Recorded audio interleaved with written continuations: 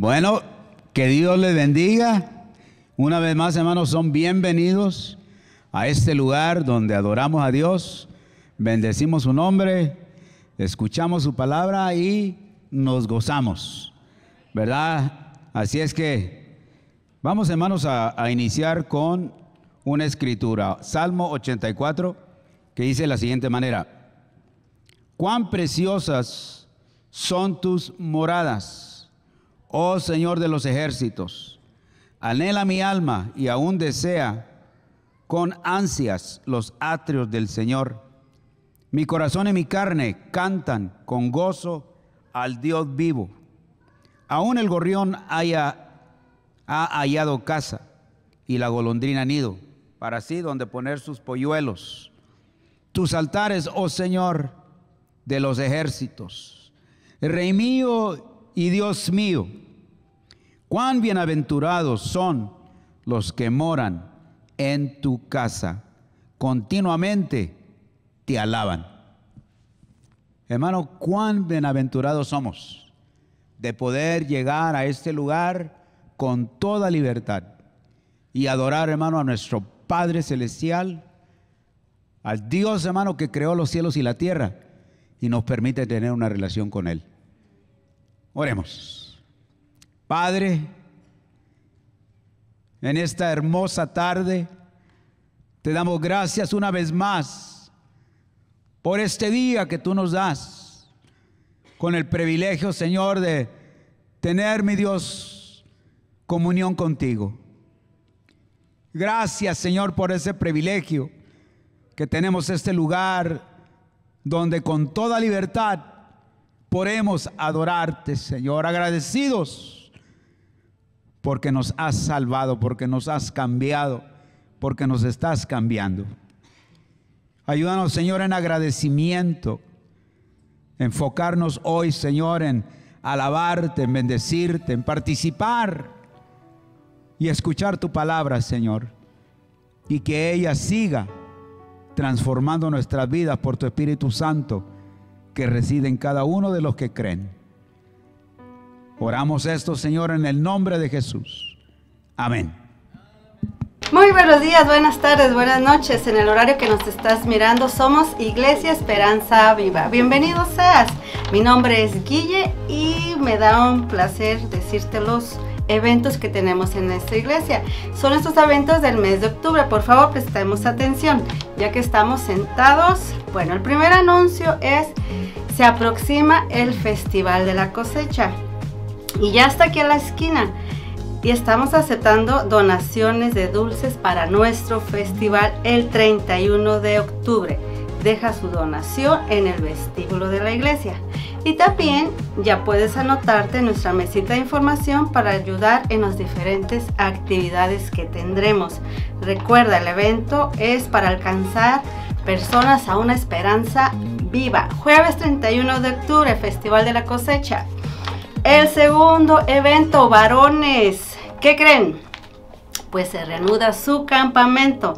La nueva fecha será 18 y 19 de octubre. El costo es de $25. Los menores de edad deben llenar una forma para sus permisos. Recuerda, varón, tu cita divina es viernes 18 y sábado 19. ¡Qué emoción! ¡Anótate! Y como iglesia creemos en dar los próximos pasos para crecer en nuestro caminar espiritual, y eso incluye conectarnos con la vida de la iglesia. Si estás con nosotros por primera vez, te invitamos a llenar nuestra tarjeta de bienvenida. Y si estás listo para comenzar a servir en algún ministerio, lo invitamos a completar nuestra tarjeta de servicio. Nuestros líderes ministeriales luego se conectarán con usted. Códigos QR. Enfrente de los asientos encontrará los códigos QR para escanear, para llenar información y realizar donaciones en cualquier momento. Siéntate libre de escoger cualquier opción. Primera opción, puedes dejar tu ofrenda en la caja ubicada en la parte trasera del santuario. O puedes visitar lhchd.org y haz clic en dar. Bueno, y ahora preparemos nuestro corazón para escuchar palabra de Dios con nuestro pastor Carlos Briceño. Bye. Muy buenas tardes, hermanos y hermanas. Gracias por acompañarnos otro domingo. Vamos a continuar hoy nuestro estudio del libro de Efesios. Vamos a estar en Efesios capítulo 4. Ya estamos, la semana pasada concluimos el capítulo 3, que es la sección doctrinal de esta carta, donde Pablo nos enseña las riquezas que tenemos en Cristo. Los próximos 3 capítulos es la parte práctica, donde Pablo nos dice cómo aplicar esas enseñanzas, esas doctrinas que nos revelan en los primeros 3 capítulos. Y la manera más clara, hermanas, de demostrar que creemos la palabra de Dios es viviendo la palabra de Dios. Es viviéndolo en nuestras vidas diariamente, como dice Santiago, siendo hacedores de la palabra y no solo oidores de la palabra. Y comienza Pablo esta sección práctica con un llamado a la unidad, un llamado a caminar en lo que somos, unas familias unidas en Cristo. Hermano, la unidad es un hilo que conecta todos los temas doctrinales que hemos visto en los primeros 3 capítulos. En el capítulo 1 vimos la unidad del Dios Trino, Padre, Hijo, Espíritu Santo, en la obra de salvación. En el capítulo 2 vimos que Jesús vino a derribar las barreras que dividen al mundo, que dividen a Dios de Dios.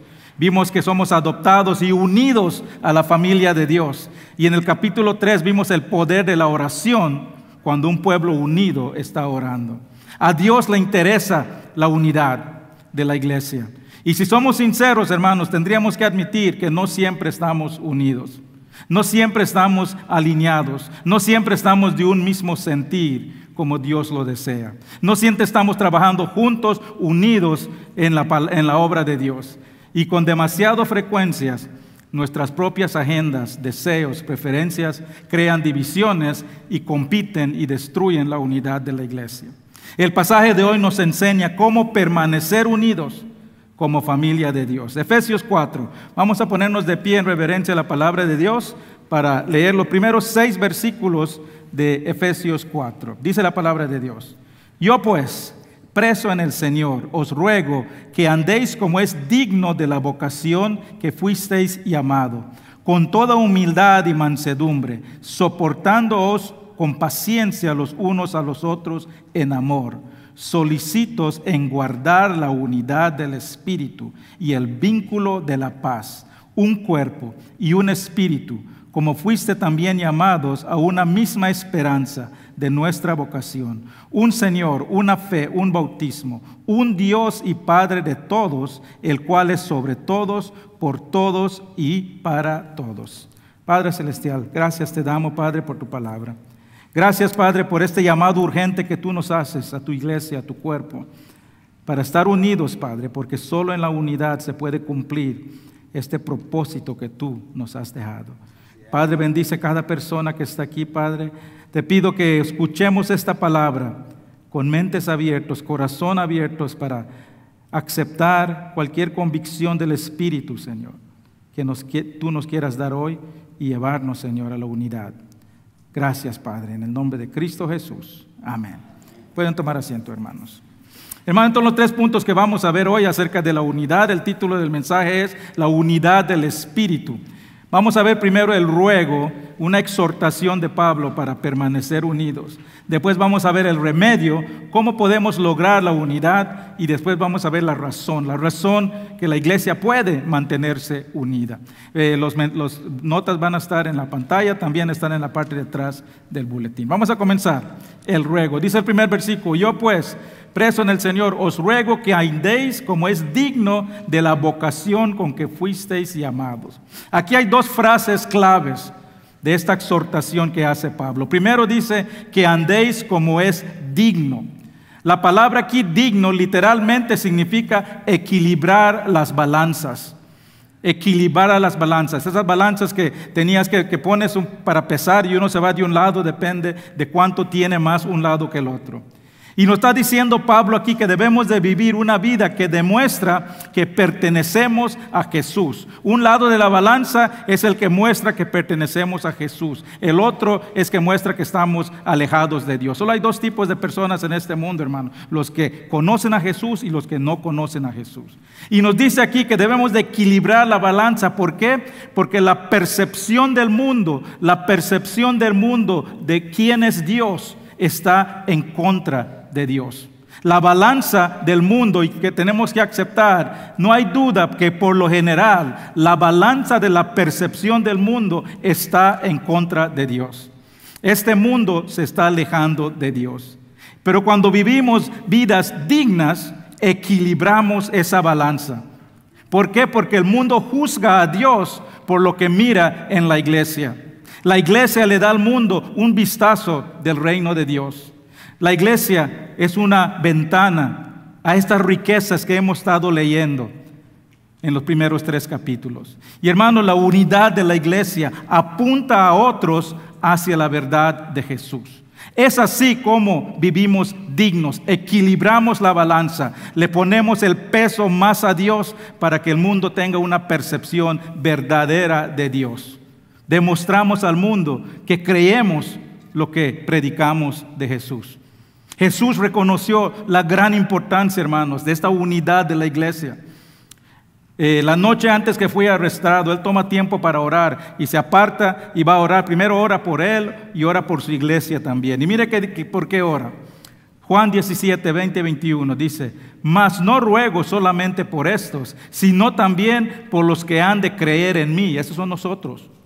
Por los que han de creer en mí, por la palabra de ellos. ¿Para qué? Para que sean uno, como tú, oh Padre, en mí y yo en ti, que también ellos sean uno en nosotros, para que el mundo crea que me enviaste. ¿Por qué? Quiere que seamos unos, unidos, para que el mundo nos mire y crea que Dios, que Jesús es el que vino a morir por nuestros pecados.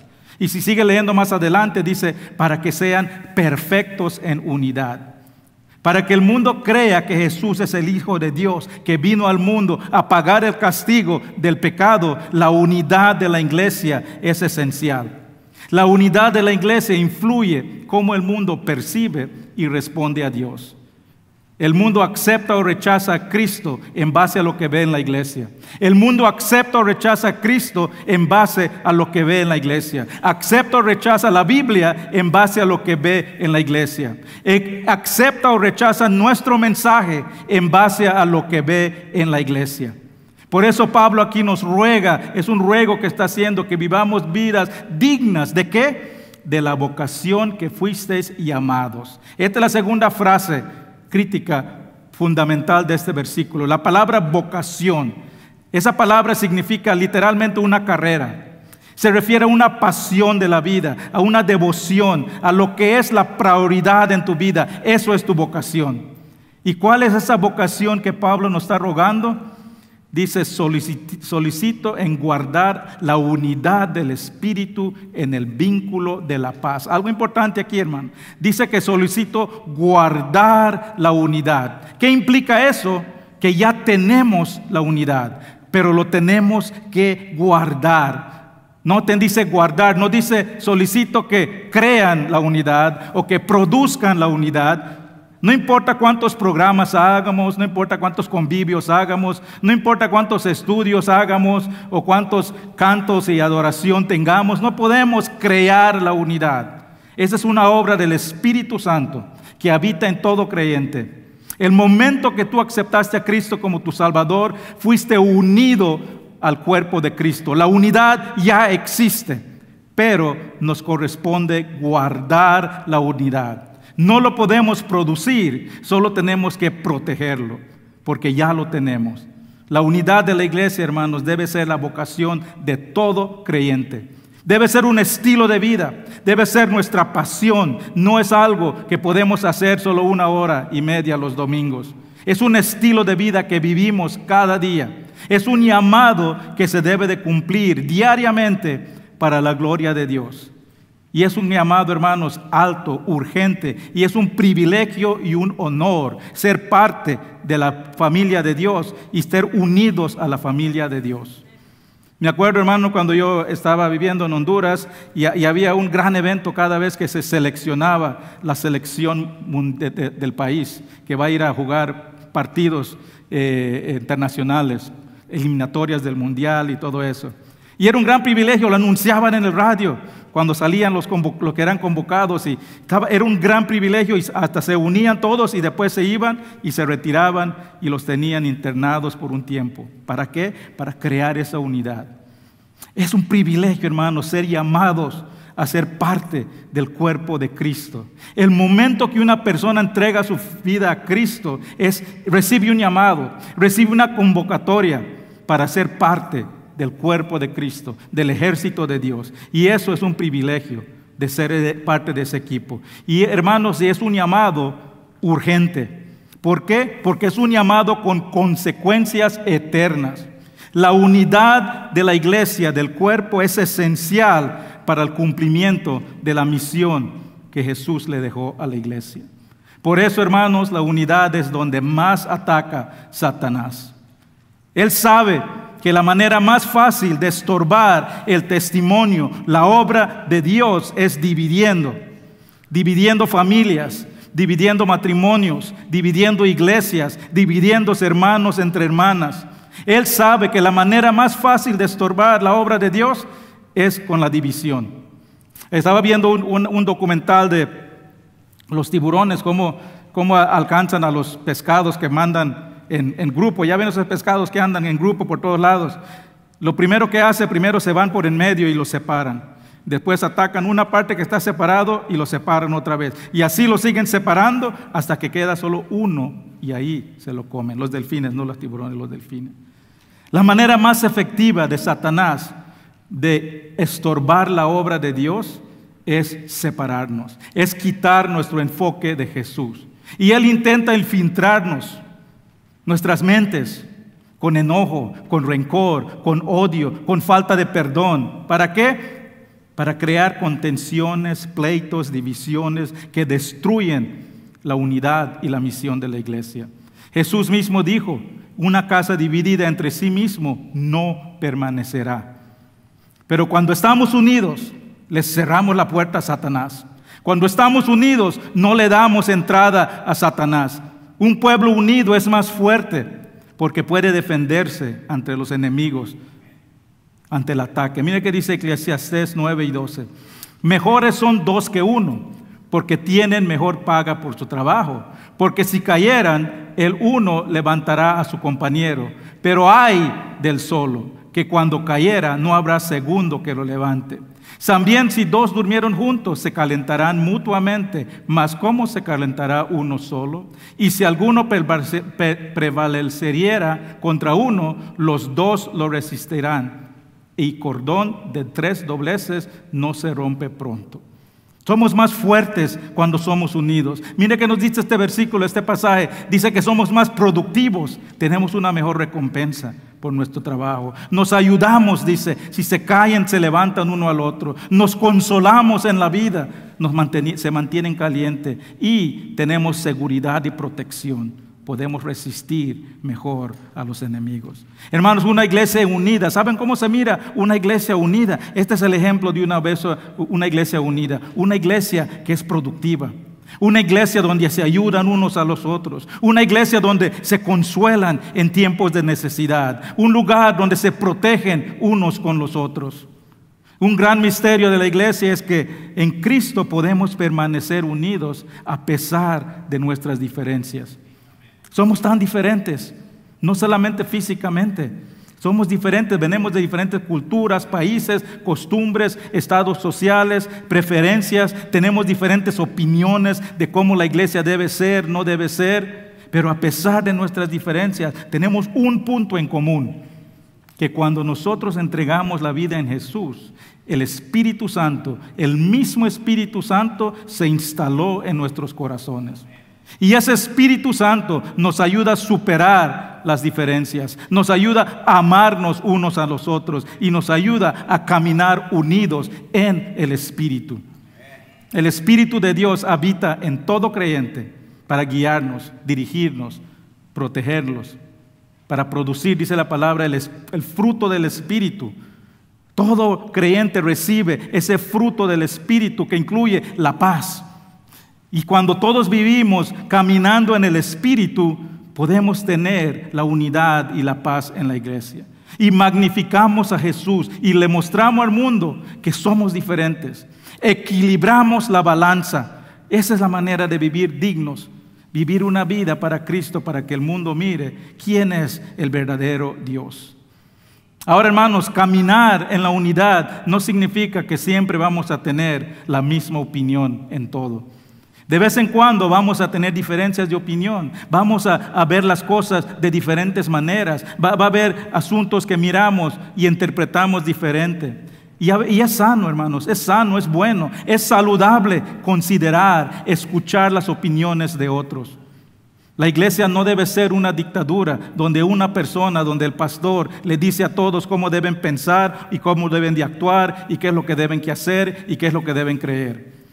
Todos debemos de leer. Estamos aquí para enseñar, los pastores, los maestros, pero todos tenemos la responsabilidad de leer y aprender también. Y no solo hacer porque nos dijo el pastor.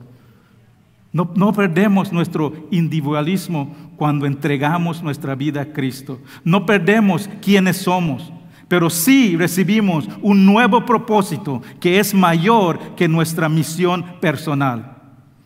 Recibimos una nueva dirección que supera nuestras opiniones personales. Y nuestro objetivo ahora es avanzar el reino de Dios y glorificar su nombre. Y hermano, eso requiere la unidad de la iglesia.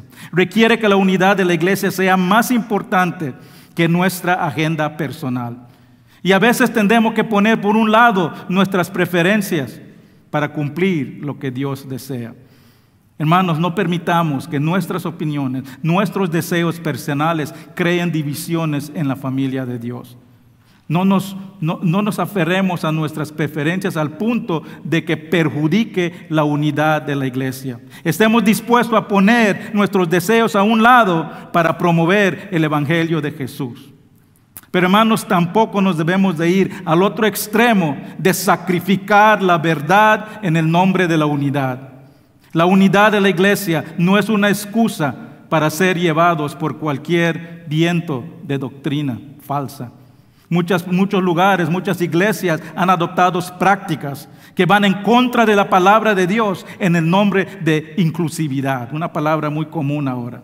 En el afán de no excluir a nadie, en el afán de no separar, la iglesia permiten que las mentiras del mundo infiltren a la iglesia. Hace muchos años en esta iglesia tuvimos que cambiar las leyes de la iglesia. Habían personas yendo de iglesia en iglesia pidiendo matrimonios entre hombre y mujer y demandaban a la iglesia si no lo quería hacer. Y muchas iglesias fueron demandadas porque en sus leyes no tenían específicamente que no van a hacer matrimonios que no concuerdan con nuestra verdad. Y esta iglesia, somos una iglesia autónoma, la iglesia tiene que votar para cualquier cambio. Hubo una gran reunión aquí. Y no van a creer, hermanos, cuántas personas se separaron de la iglesia porque pusimos en las leyes que no vamos a hacer ningún evento que va en contra de la verdad de Dios que creemos. Hermanos, la verdad de Dios no se puede diluir en nombre de la unidad. Hay verdades que no podemos comprometer. Hay verdades que debemos defender, inclusive a costa de la unidad. Hay ciertas verdades, que Jesús es Dios, que Jesús nació de una virgen, que vivió una vida perfecta, que murió en la cruz por los pecados de la humanidad, que resucitó al tercer día y que un día va a regresar. No podemos dividir, no podemos negar el valor de la vida humana, la santidad del matrimonio entre un hombre y una mujer. Estas son las verdades de la base de la unidad de la iglesia y no los podemos comprometer. Pero aun cuando no estemos de acuerdo, debemos de tratar a otros con amor. Marco Antonio de Duminis, un obispo del siglo XVII, dijo lo siguiente: en lo necesario, unidad; en lo incierto, libertad; en todo, caridad. ¿Qué significa eso? Que debemos estar unidos en las verdades necesarias y fundamentales de nuestra fe. Pero hay temas de la palabra de Dios que están abiertas a interpretación. Cuando hablamos de las profecías de los últimos días, Eso es una interpretación y hay muchas divisiones a veces acerca de eso, pero no debe dividir el cuerpo. Debemos tener la libertad y darle la libertad a los demás en estas áreas y no juzgarles por sus acciones, por sus interpretaciones. Pero en todo, especialmente cuando no estamos de acuerdo con algo que es incierto, nuestra respuesta a otros debe ser motivados por el amor de Dios. Eso nos lleva al siguiente punto. Ya vimos el ruego de Pablo, ahora veamos el remedio. El hecho de que Pablo nos ruega a guardar esta unidad significa que la unidad es frágil. Es frágil porque depende de personas imperfectas, con naturalezas pecaminosas. Todos aquí somos imperfectos. Todos tenemos esa naturaleza, esa propensidad de hacer lo malo. Y es frágil, es frágil. Nosotros somos el mayor peligro a la unidad de la iglesia. Somos personas egoístas. Somos personas que queremos hacer las cosas a nuestra manera, por naturaleza. Por eso, hermanos, la unidad requiere trabajo, requiere sacrificio, requiere esfuerzo, dedicación, devoción. Y en el versículo 2, Pablo nos da 4 cualidades que protegen y fortalecen la unidad de la iglesia. Dice el versículo 2, con toda humildad y mansedumbre, soportaos con paciencia los unos a los otros en amor. Aquí podemos ver 4 caracteres del creyente que protege la unidad: humildad, mansedumbre, paciencia y amor. Veamos cada uno de estos. Humildad. ¿Qué es la humildad? La humildad es un profundo sentido de nuestra propia pequeñez. Es un profundo sentido de quiénes realmente somos, especialmente delante de Dios. Que no somos más de lo que creemos. Es interesante, hermanos, esa palabra humildad en el lenguaje griego, en el tiempo de Pablo, no se encontraba en el vocabulario secular de esa época. ¿Por qué? Porque los romanos, los griegos, para ellos era incomprensible tener una opinión baja de sí mismo. Una persona que ponía sus necesidades debajo de las necesidades de otros era considerado débil. Y aun cuando se comenzó a usar esa palabra en el vocabulario secular, era más como un insulto para los cristianos por su manera que promovían la humildad. Y aún ahora, hermanos, muchos equivalen la humildad con debilidad. Sin embargo, hermanos, la humildad es una de las más fundamentales virtudes de la fe cristiana. ¿Por qué? Porque describe a Cristo Jesús. Y dice la palabra que debemos ser imitadores de Cristo. Dice Filipenses 2, 5 y 8. Haya pues en vosotros ese sentir que hubo también en Cristo Jesús, el cual, siendo en forma de Dios, no estimó ser igual a Dios como cosa a que aferrarse, sino que se despojó de sí mismo, tomando forma de siervo, hecho semejante a los hombres, estando en condición de hombre, se humilló a sí mismo, haciéndose obediente hasta la muerte y muerte de cruz. Jesús es nuestro ejemplo de humildad. Y nosotros somos llamados a ser imitadores de Jesús. ¿Y cómo hacemos eso? Despojándonos de nosotros mismos, tomando las formas de siervo y humillándonos a nosotros mismos, sacrificándonos. Hermanos, sin la humildad no podemos ser como Cristo. No podemos ser imitadores de Cristo. La humildad tampoco se puede pretender, no se puede fabricar. No hay una fórmula mágica para tener la humildad. Mi esposa compró recientemente un desodorante que se llamaba Humility. No sé si lo han visto. Le dije que lo regrese porque no estaba funcionando. Hermano, la humildad no hay una fórmula para aplicar. La humildad es un carácter que no se puede reconocer por sí mismo. Cuando llegas al punto de que crees que eres humilde, ya perdiste la humildad. Se dice que un pastor, un domingo, una iglesia le dio una medalla que dice, el pastor más humilde del mundo. Pero la siguiente semana se lo tuvieron que quitar, porque llegó con la medalla puesta. Hermanos, la humildad es algo que el que lo tiene no lo puede ver, pero otros lo pueden ver fácilmente. Y la humildad requiere una visión adecuada de quiénes somos. requiere que reconozcamos posicionalmente quiénes somos nosotros, especialmente delante de Dios.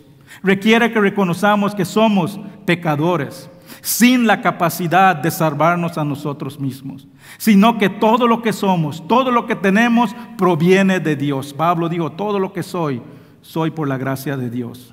Requiere que reconozcamos que Dios es la fuente de todo lo que somos, es nuestra justicia. Todo lo que tenemos, todas nuestras habilidades, todas nuestras bendiciones proviene de Dios. Y la humildad es cuando reconoces eso. Este es el primer carácter de la humildad. El segundo dice la mansedumbre. Esta palabra lleva la idea de gentileza, bondad. Es el producto natural de la humildad. Y tampoco significa debilidad, sino la mansedumbre significa el poder bajo control. Es como un león salvaje de un circo. Tiene la capacidad de destruir fácilmente a su domador, pero no lo hace. ¿Por qué? Porque ha cedido el control de su poder a su domador y hace lo que el domador le dice. La persona mansa tiene el poder de vengarse, pero cede ese poder a su amo, a Jesús. Cuando le hacen daño, cuando lo ofenden, reacciona como Cristo reaccionaría. No con ira, no con venganza, sino con ¿qué? Con perdón. Lucas 22, 33, 34, Jesús en la cruz. Y dice, cuando llegaron al lugar llamado Calvario, llamado de la calavera, le crucificaron ahí y a los malhechores, uno a la derecha y uno a la izquierda. Y Jesús decía, Padre, perdónalos porque no saben lo que hacen. Hermanos, yo no sé qué ofensa te han hecho, pero lo que estoy seguro que no es nada comparado a la ofensa que le hicieron a Dios, a Jesús santo, sin mancha. Lo rechazaron, lo insultaron, lo torturaron, lo escupieron, lo crucificaron como un criminal. Y Él era Dios todopoderoso. Él podía enviar los ejércitos del cielo en ese momento a vengarse de todos ellos que le habían ofendido. Pero ¿cómo respondió? Con mansedumbre, perdonando a los que le ofenden. Hermanos, la persona más fuerte del mundo es el que controla cómo responde cuando es ofendido. Es el que mantiene la boca cerrada en vez de echarle fuego a la gasolina. Es el que no siempre está con el machete desenvainado. Es el que no anda tirando flechas hacia otros. Es el que reacciona con miel cuando tiene ganas de reaccionar con vinagre. Es el que ora por los que los ofenden en vez de tramar cómo vengarse. Ese es el segundo carácter que protege la unidad, la mansedumbre. El tercero, la paciencia. Ay, hermanos, oren por mí que me costó 2 días para escribir esta parte porque me estaba convenciendo. ¿Qué significa la paciencia? Significa tener buen temperamento. Es soportar las pruebas, las aflicciones, las personas sin perder el control.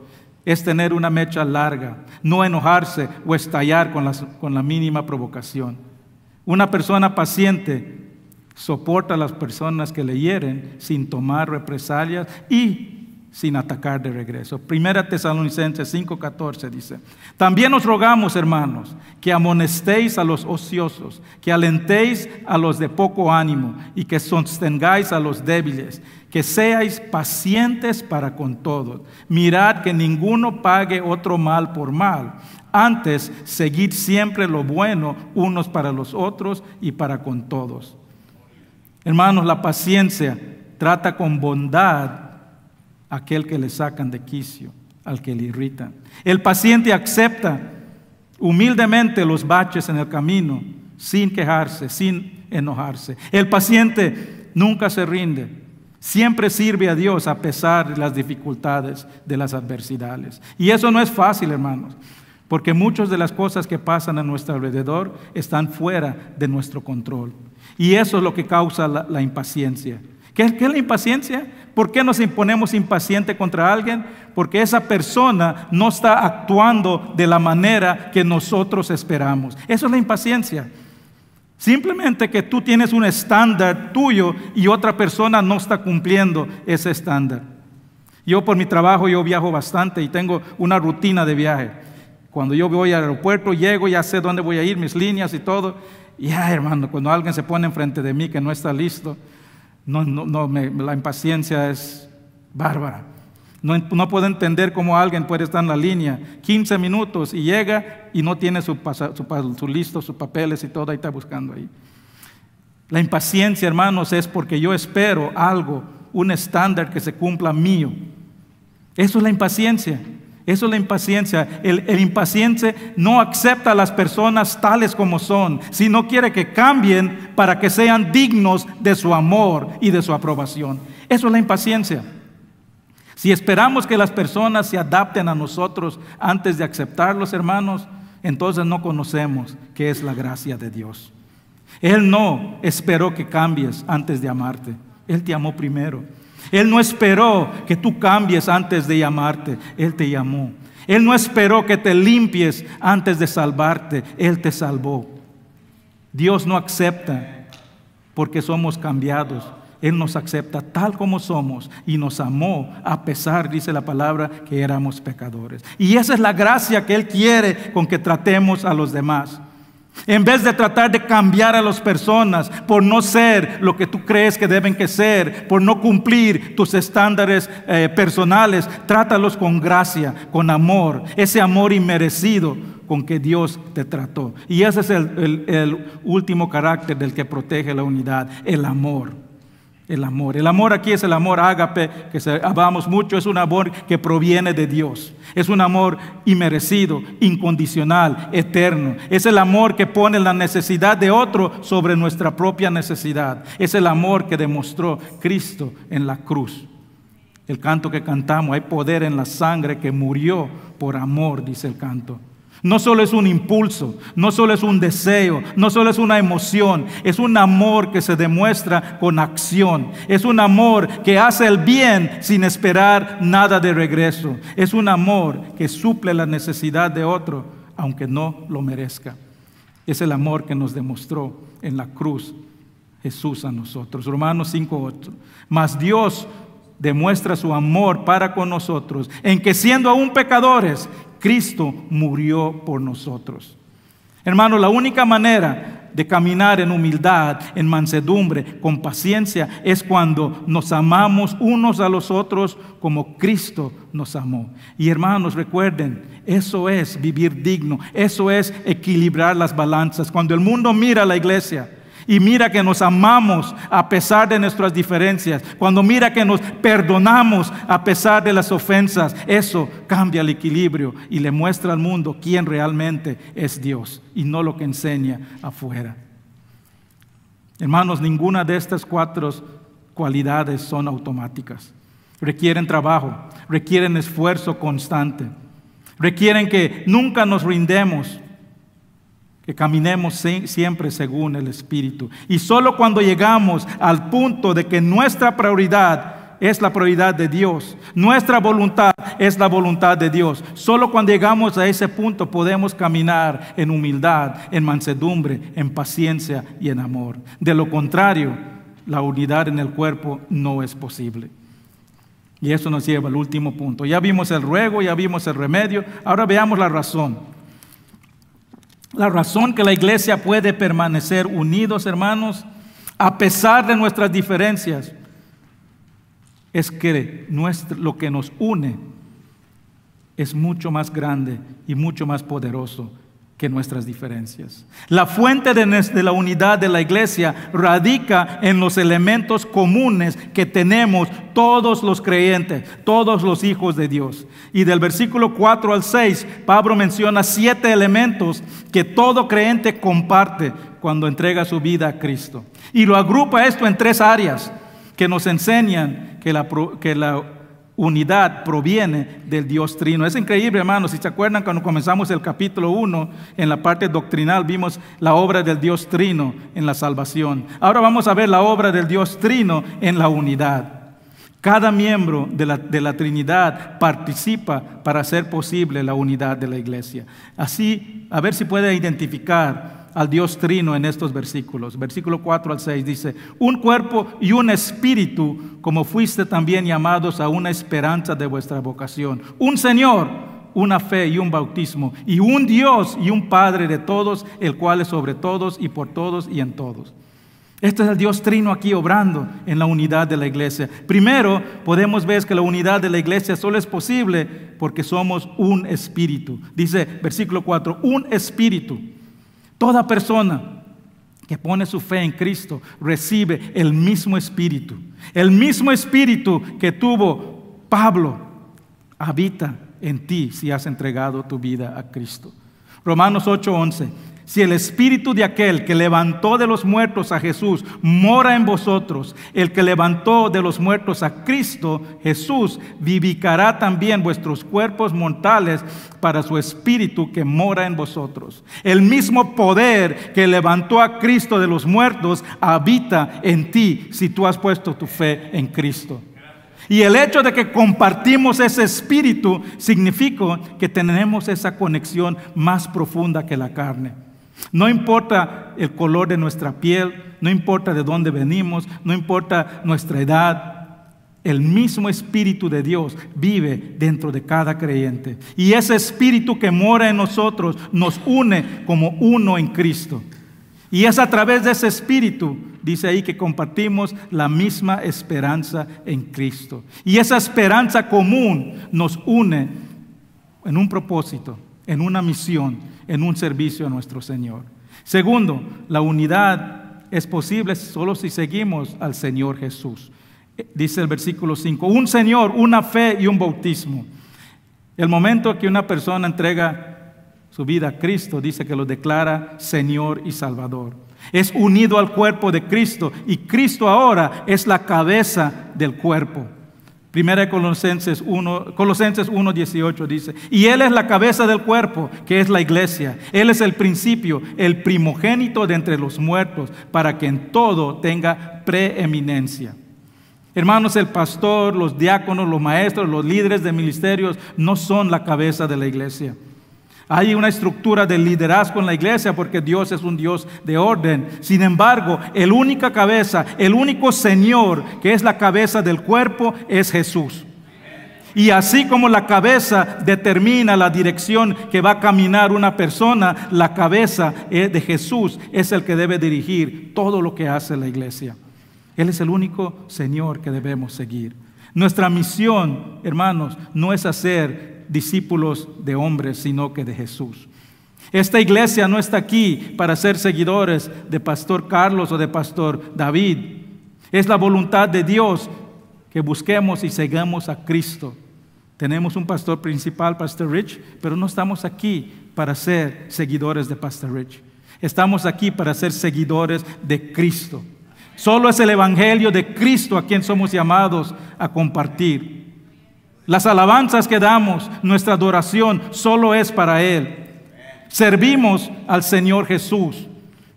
Tú estás sirviendo a las personas cuando sirves en un ministerio, pero es a Jesús que estás sirviendo. Eso es la base de nuestra unidad. Tercero, la unidad es posible a través del Padre. Dice el versículo 3. Un Dios y Padre de todos, el cual es sobre todos y por todos y en todos. Todo creyente es adoptado a la familia de Dios y recibe un mismo Padre. Por eso nos llamamos hermanos y hermanas. Me llamó la atención el viernes en el estudio de varones, una persona aceptó a Cristo como Salvador. Y dicen cuando llegó en casa, dice, ya soy tu hermano, ya soy tu hermana, le dijo a su cuñado. ¿Por qué? Porque se unió a la familia de Dios. Romanos 8, 14 y 15 dice, porque todos los que son guiados por el Espíritu, estos son hijos de Dios. Pues no habéis recibido el espíritu de esclavitud para estar otra vez en temor, sino que habéis recibido el espíritu de adopción por la cual clamamos, Abba, Padre. Hermano, si tú has entregado tu vida a Jesús, compartes el mismo Padre que todos los otros hijos de Dios. Y ese Padre te ama y desea lo mejor por ti. Y como nuestro Padre, Él nos cuida, nos protege, provee por nosotros, escucha nuestras oraciones y nos asegura de su amor y su salvación. Y nos recuerda Pablo aquí, hermanos, que Él está activamente obrando en las vidas. Dice, el cual es sobre todos, por todos y en todos. Nuestro Padre está involucrado y tiene control de todo aspecto de nuestra vida. Y no importa lo que estás pasando, Él está obrando a través de esa situación.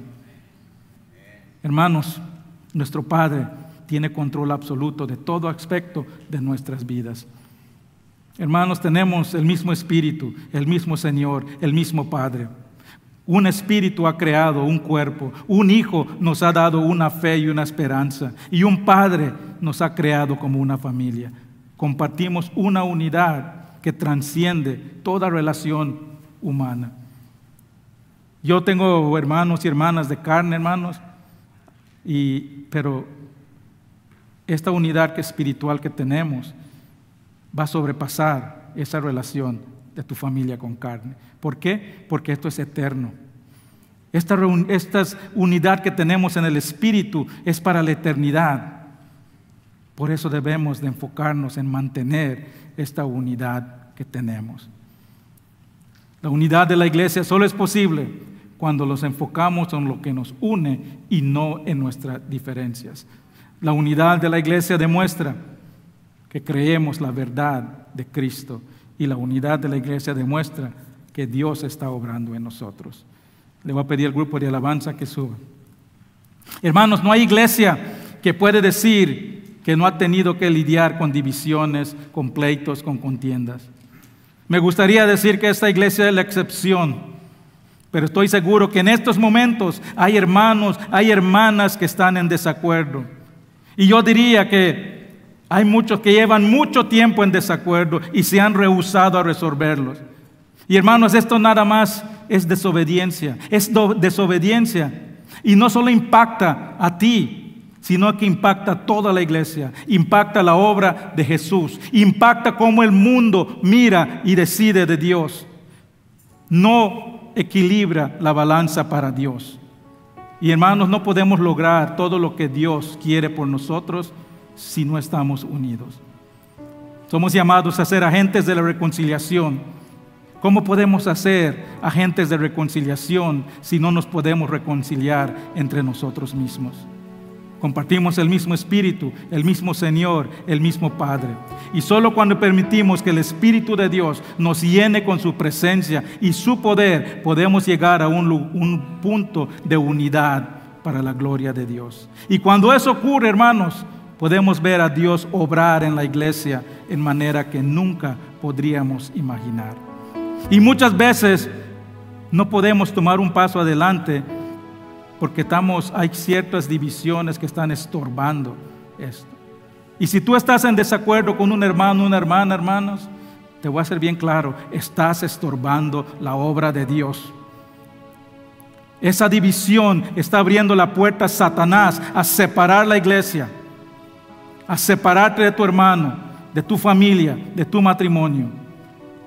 Te invito, hermanos, a que mires a tu corazón y te hagas la pregunta: ¿estoy haciendo todo lo posible para ayudar a caminar en la unidad?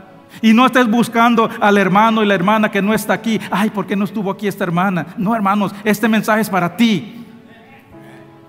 Busca en tu corazón, pregúntate, pídele a Dios que te perdone por cualquier parte que hayas tenido en una desunión. Si has ofendido a un hermano o una hermana, entrégaselo a Dios y busca la reconciliación hoy. Si un hermano te ha ofendido, perdónalo hoy. Cierra la puerta de división a Satanás. El altar va a estar abierto durante esta canción. Te invito a que vengas a orar por la unidad de este cuerpo de creyentes locales. Te invito a que vengas y le des gracias a Dios por esos lazos que nos unen, que el mundo no puede separar. Te invito a que vengas a orar para que podamos trabajar juntos y mantener la unidad del Espíritu y en el vínculo de paz. Y hermanos, si tú estás aquí y nunca has aceptado, nunca has entregado tu vida en Cristo, no puedes mantener esta unidad, no puedes proteger esta unidad, porque esto se protege en lo espiritual.